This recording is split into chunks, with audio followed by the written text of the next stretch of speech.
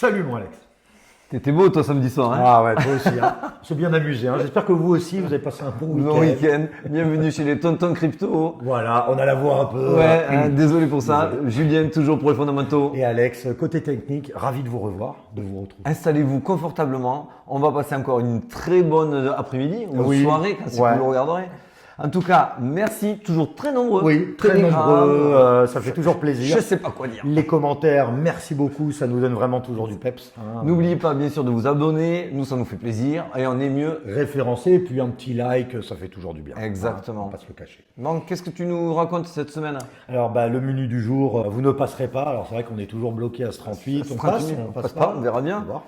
Binance, alors on va pas vous raconter ce que tout le monde sait sur Binance, on va essayer de vous expliquer un petit peu ce qui se passe en coulisses, ce qui se trame. Et puis Luna, Lunk ou Lunce, qui s'est réveillé, vous l'avez peut-être vu un petit peu sur les réseaux, beaucoup en parlent. Je me suis dit, le mort renaît de ses cendres. Oui. Est-ce que c'est du PP ou est-ce que c'est du Link? Tu vas savoir. Grand écart. Et le BTC, du coup, est-ce que cette marche des 38 000 est vraiment trop haute? Mais on vous dit ça tout de suite en attaquant par les news. Voilà, les news. Bon. Eh bien, quand même, ça me fait penser à Pépé il y a quelques mois, tu vois.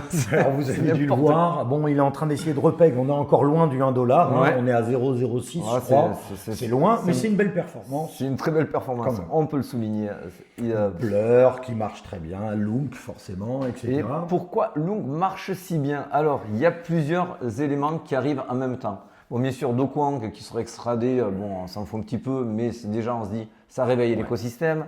L'écosystème est réveillé aussi par Binance qui normalement doit mettre un contrat perpétuel x100 sur USTC, ce qui donne une confiance sur le jeton. Et ça vient de Daniel Hong, je ne le connaissais pas, on m'a envoyé le lien, qui lui explique plus en détail qu'il y a tout un projet pour Repeg, pour Burn, pour remettre à l'ordre du jour Encore Protocol. Donc moi j'ai été sur Encore Protocol comme beaucoup, hein. Donc je sais de quoi on parle en l'occurrence. Donc écoutez, il y a quand même… Qu'est-ce que tu en penses alors de notre ami Luna, Lunk, etc. Alors toute cette famille-là, ça build, ça n'a jamais arrêté de build. Il y a une très grosse communauté. Il y a une très grosse communauté. Ça c'est bon, ils avaient pris une grosse claque sur la tête. Moi y compris, j'ai laissé des plumes, mais j'ai pas honte de le dire, on ne peut pas faire que des perfects. Et là, sur le coup, on ne sait pas trop sur quel pied danser parce qu'on a eu tellement de fake pump. Donc, on est effectivement très prudent. Donc, ce que tu dirais, grosso modo, c'est quand même de regarder ça un peu de loin, au pire de faire ses propres recherches. Soyons optimistes si on est dedans. Y rentrer maintenant, c'est bien trop tôt. C'est un petit peu comme si on vous avait parlé de FTT il y a 3 mois. Tu vois, ça aurait été à peu près la même absurdité. Et pourtant, l'absurdité, elle a explosé. C'est le monde de la crypto. Voilà. Aussi, donc aujourd'hui, on ne vous dira pas ni oui ni non parce que c'est impossible à savoir. Ce qui est sûr, c'est ce que je te disais en off, un jeton dans la crypto, il faut avouer, il ne meurt jamais. Et tout est possible. C'est vrai. BNB devait mourir 10 fois, FTT devait mourir 100 fois, Solana 14 fois. Lunk, Luna, il était déjà mort, il renaît. Voilà. Donc par expérience, on n'enterre pas les projets. Moi j'ai encore mes jetons, ils m'en avaient filé des Luna pour transformer ce que j'avais perdu sur Encore Protocol. Voilà, je vous garde ça au chaud. On en parlera de manière régulière si ça s'avère être quelque chose de concret, avec des fondements et quelque chose d'intéressant, hein. Voire même de pouvoir y trader dessus. On vous en fera part. Alors on enchaîne avec le dossier qui est un peu plus important que Lunce. J'ai un peu versé l'alarme, comme beaucoup, hein, peut-être. Hein. Le roi est mort, vive le roi. Hein. Voilà, vive le roi. Alors est-ce qu'un nouveau roi, potentiellement américain ou autre, fera surface? C'est possible. En tout cas, il est sorti. Il est sorti. Alors moi j'ai été quand même surpris de la façon dont il a été sorti. Et par contre, en lisant entre les lignes, on comprend vraiment tout ce qui s'est, les enjeux, tout ce qui s'est tramé derrière. En coulisses, il y a eu beaucoup de choses.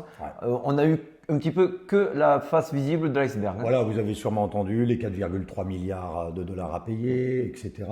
Obligé de sortir. Mais alors pourquoi il est sorti et pourquoi c'est avantageux? On va essayer de résumer au mieux, mais si vous voulez connaître vraiment en détail ce qui s'est passé, c'est très intéressant, hein, vraiment. Je vous incite à suivre John Reed Stark, qui lui fait vraiment tout un détail. Et moi j'ai appris, je ne le savais pas, on va pas faire les sachants. qu'en fait, ils ont négocié un DPA. Alors DPA, c'est toujours très très très dangereux. Hein. C'est pas un diagnostic pour. Voilà, grosso modo, quand tu fais part d'un DPA, tu vas avoir une amende record, on va te scruter comme c'est pas permis. Bref, on essaie de te mettre le plus de bâtons dans les roues possible pendant 2-3 ans. Voilà, le DPA, c'est un peu comme vos parents quand vous faites une bêtise et que vous étiez petit, ils disaient si tu recommences dans les 3 jours, tu n'auras plus ton cadeau de Noël. Bon, ben là, c'est pas 3 jours, c'est 3 ans. Binance est obligé de s'aligner à toutes les recommandations que feront le DOJ, donc le département de justice américain. Le département de justice américain, merci. Et donc, il y a pas mal de restrictions. Et s'il bouge le moindre orteil, s'il fait quoi que ce soit qui n'est pas dans le cadre, il ira en prison ferme. Les peines seront annulées pour des peines bien plus restrictives, à savoir fermeture de Binance, etc., etc. Donc lui, il a mis tout ça en balance. Exactement. Il savait qu'il pouvait venir le chercher parce que c'est des lois internationales sur ces paiements-là.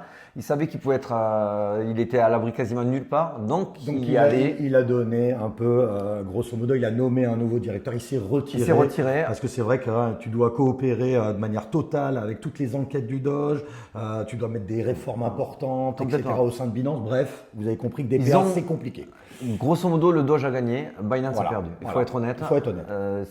C'est vrai qu'on se le disait, pour faire tomber Binance, il faut quand même vraiment, ou surtout CZ qui était un petit peu le chevalier blanc. Moi, je vais être honnête, je pensais quand même pas qu'ils avaient une portée aussi longue à aller chercher aussi loin, parce qu'on aurait pu se dire qu'il aurait pu rester sur le continent asiatique, Dubaï, les Émirats, tout ça, et rester tranquille, puis dire allez jouer ailleurs les Américains. Ben non, il avait déjà œuvré aux États-Unis, donc il était responsable pénalement. Si il faisait la sourde oreille, il pouvait risquer jusqu'à 10 ans, voire plus de prison.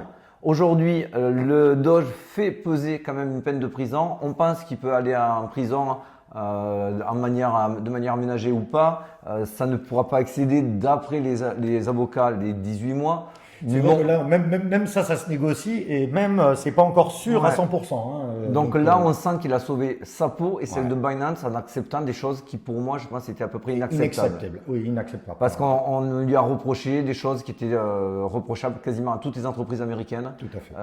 Voilà, le blanchiment d'argent, le terrorisme, machin, ils l'ont tous fait. Mais quand on cible quelqu'un, et là, on sait qu'il y a des Grayscale, on sait qu'il y a des BlackRock derrière qui ont poussé. Et donc, qui en a profité? On allait en venir rapidement. Forcément, vu que Binance va mal, c'est Coinbase, notre américain. Et Kraken, ils ont le sourire, mais surtout Coinbase. Il profite de la situation, augmentation de flux entrants, il a augmenté sa réserve de encore 12 000 bitcoins. Bref, ça va bien. Et puis vous voyez la photo du Doge, comme s'ils avaient arrêté Al Capone à l'époque, quoi. Ou même notre cher mafieux de la drogue. Ils étaient tous alignés là. C'était magnifique. Donc c'est vrai que c'est triste. En même temps, il restera toujours impliqué dans la crypto. Il la regardera de loin. Mais sachez que c'était couru qu'il allait se passer quelque chose. Binance, c'était le leader. C'était un leader asiatique. Et pas américain. Et tous ces milliards qui vont affluer par les ETF ne pouvaient pas supporter de pouvoir être manipulés par une entité qui n'était pas américaine et qui n'était pas accessible. Exactement. Donc là, ils l'ont cassé. Sachez que ça date depuis longtemps. Nous, le Choke Point 2.0, c'était l'opération qui était de cabale qui était menée contre Binance. Ça date depuis janvier avec le Paxos, avec toutes les banques où il était attitré et adossé. Donc voilà, on sait qu'il y a une cabale contre Binance. Après, quand on nous le fasse passer pour le plus gros délinquant du monde, à ce moment-là, ils le sont tous. Je suis bien d'accord. Et c'est vrai qu'en plus, c'était quelqu'un quand même qui était plutôt… Pour la crypto, Voilà, qui était bon en fait en côté crypto. Alors BNB, on ne peut pas vous dire, il restera potentiellement stable. Non, mais il aura toujours une activité et une utilité. En tout cas, ce qui est sûr, c'est que malgré ça, nous, on aime bien les natifs de la crypto, il en était un.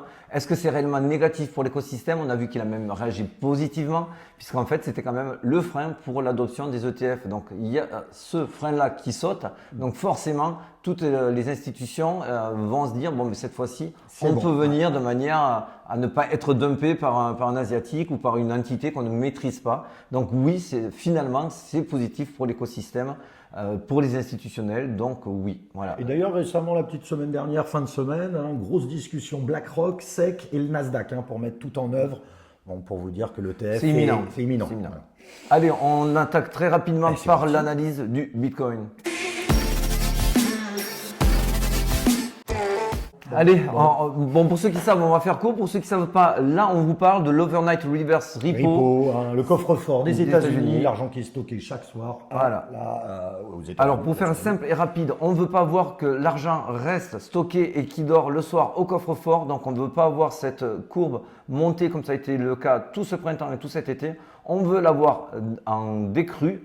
Et c'est le cas, et on a fait un record de plus bas depuis très longtemps, puisque là on est quasiment au niveau de 2021. Ouais, de mi-2021. Donc en fait, cet argent-là peut potentiellement affluer dans les riscons. On se rend compte que le potentiel, il est bien présent puisqu'il arrive sur nos chers stablecoins, notamment l'USDT, qui nous fait nouveau ATH. Grosso modo, on est de plus en plus haut, forcément. Donc on print de l'USDT, ce qui veut dire on fait rentrer de l'argent. Exactement. C'est ce qu'on veut voir et ce que vous voulez voir. C'est très juste parce que pourquoi c'est important? On ne peut pas avoir une augmentation des market cap, c'est-à-dire de l'argent qui arrive sur nos altcoins qui les ferait pumper, de l'argent qui arrive sur le Bitcoin et l'Ether qui les ferait pumper, si cet argent-là ne passe pas par les stablecoins dans un premier temps. Donc il faut d'abord qu'il y ait une augmentation du market cap des stablecoins pour qu'ensuite ça se déverse sur nos altcoins. Exactement. Maintenant, vous savez tout. Et oui, donc, ça se reverse sur nos altcoins. Vous le voyez maintenant depuis plus d'un mois et demi que ça monte non-stop. Il est normal des fois de faire une petite pause. Alors, pas de panique. Là, je voyais sur Telegram. D'ailleurs, je vous invite à nous rejoindre. Le lien est en description. Beaucoup de conseils, de calls. On se régale. On va pas se mentir. Et là, ce qu'on expliquait, c'est que soyez sûrs qu'il y aura des mini-retracements entre 5 et 20%, même en plein bull run. Mais de toute façon, sinon, ça serait trop facile. Ça voudrait dire, là, je mets, c'est tout de suite vert, ça reste vert pendant 3 ans. 3 ans, je prends jamais mon argent et à la fin, je suis millionnaire. N'oubliez jamais, c'est offre avec de la demande. Et ils vont tout le temps vous secouer, monter en dents de scie. C'est normal. Donc là, on n'a quasiment pas eu de retracement ni de dents de scie. Donc, paniquons pas si ça retrace un petit peu. On savait que cette zone des 38-42 000… C'est majeur, là, c'est une grosse résistance. Elle est historique, cette résistance. Bon. Je ne vous la dézoome pas, mais je vous invite à dézoomer. Vous verrez que c'est vraiment une forte résistance. On ne va pas pouvoir la casser en un coup facilement. Non. C'est pour ça qu'on bute un petit peu. C'est le deuxième essai, c'est la première fois qu'on le franchit réellement. Donc il y aura d'autres tentatives, ne soyons pas déçus et ni surpris. Ça, c'est un super petit graphe que tu nous sors de chez notre ami Glassnode. Ouais, c'est pour vous expliquer que bien sûr, ça n'allait pas être comme dans du beurre, les 38 000. Je vous explique ce que vous avez sous les yeux. Sous les yeux, vous avez le nombre de bitcoins qui ont été achetés suivant les différentes strates de prix. D'accord. Par exemple, il y en a qui l'ont acheté en plein ATH à 60 000 balles, il y en a qui l'ont acheté à 30 000. Voilà. Et donc là, on voit qui en a acheté le plus suivant le niveau de prix. On voit que le niveau de prix entre 33 000 et 38 000, donc vous voyez, c'est cette grande barre du milieu qui monte la plus haute, et ces petites copines qui sont sur la droite, c'est beaucoup de personnes qui commencent maintenant à se dire « je suis à break-even » ou « je commence à gagner de l'argent avec mes bitcoins que j'ai achetés depuis très longtemps, voire trop longtemps ». Donc c'est normal qu'il y en ait une partie qui veulent prendre du profit. Ça veut pas dire… Du profit, voire même de dire… J'en peux plus, je préfère me retirer avec zéro. Tant pis, j'aurais gagné rien. Ça sera peut-être le retail. Mais en tout cas, les gros, c'est normal qu'ils fassent de la prise de profit. Et la prise de profit ne veut absolument pas dire qu'on ne croit plus du tout dans la hausse. C'est juste professionnel de prendre du profit. Et ce profit-là, c'est pour ça qu'on vous a toujours dit que cette zone des 38-42 000, ça allait être costaud, costaud. Bien sûr. Donc, on a cette grosse zone de profit. Là où c'est intéressant ce graphique, c'est que juste après les 38 000, il y a quasiment plus grand monde qui a stocké sur des prix hauts. Donc, pour vulgariser davantage, ça montre qu'il n'y aura pas beaucoup de gens qui vont se dire « je vends ». Voilà, parce qu'il y en a peu qui en ont acheté à 40, à 41, à 43, etc. Par contre, on voit qu'il y a une autre petite montagne. Ouais, alors là, il y a le gros pic où là, forcément, il y aura de la prise de profit, il y aura de la distribution, voire de la vente totale. Là, en l'occurrence, il y en a qui pourront se dire, bon, c'est bon, j'arrête, je revends tout à ce moment. Et là, on se situe entre 47 et 48 000. Ouais.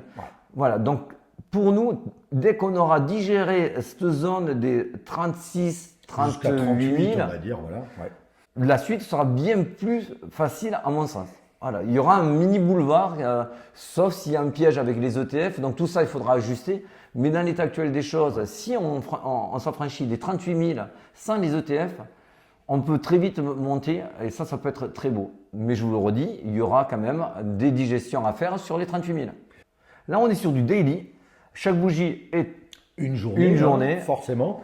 Alors, qu'est-ce qu'on voit? On voit forcément que ça monte, etc. Mais il y a quelque chose à voir qui est important. Il y a deux choses intéressantes, c'est qu'on est toujours dans ce canal haussier, quoi qu'on en dise. Donc, pas de panique. Vous voyez que le bas du canal haussier, il est à 36 000. Ça nous laisse des marges de manœuvre, même si on mèche en dessous des 36 000, on a encore une belle marge de manœuvre. Et la deuxième chose qui est très intéressante, vous voyez que le cours ne fait que augmenter dans ce canal et le RSI ne fait que baisser sur une tendance haussière. Donc, on est passé en divergence haussière cachée puisqu'on est sur une tendance haussière. Si on était sur une tendance baissière avec les mêmes datas, on serait sur la divergence haussière simple. Donc, ça reste quand même très positif et c'est pas bien grave si on se mange une ou deux bougies rouges en daily. Il faut juste être sûr de vérifier les zones d'invalidation et on en est loin. Si on passe en intraday, ça devient très intéressant. Donc là, chaque bougie est 1 heure. Vous voyez là les points blancs que je vous ai mis ici. On peut les enlever. On peut les enlever. Ouais. C'est des liquidités qui ont été avalées. Donc c'est toutes les positions longues qui se sont mises là pour bien sûr longuer le Bitcoin sur le short. On les a calmés. On les a calmés sur voire rect.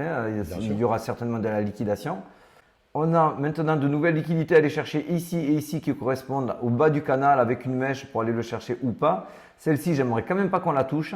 Ça pourrait commencer à faire un petit renversement de tendance court terme, moyen terme, mais pas long terme. Je vous le redis. Et donc là, aujourd'hui, si on zoome, on voit qu'on est en train de combler le trou dans la value.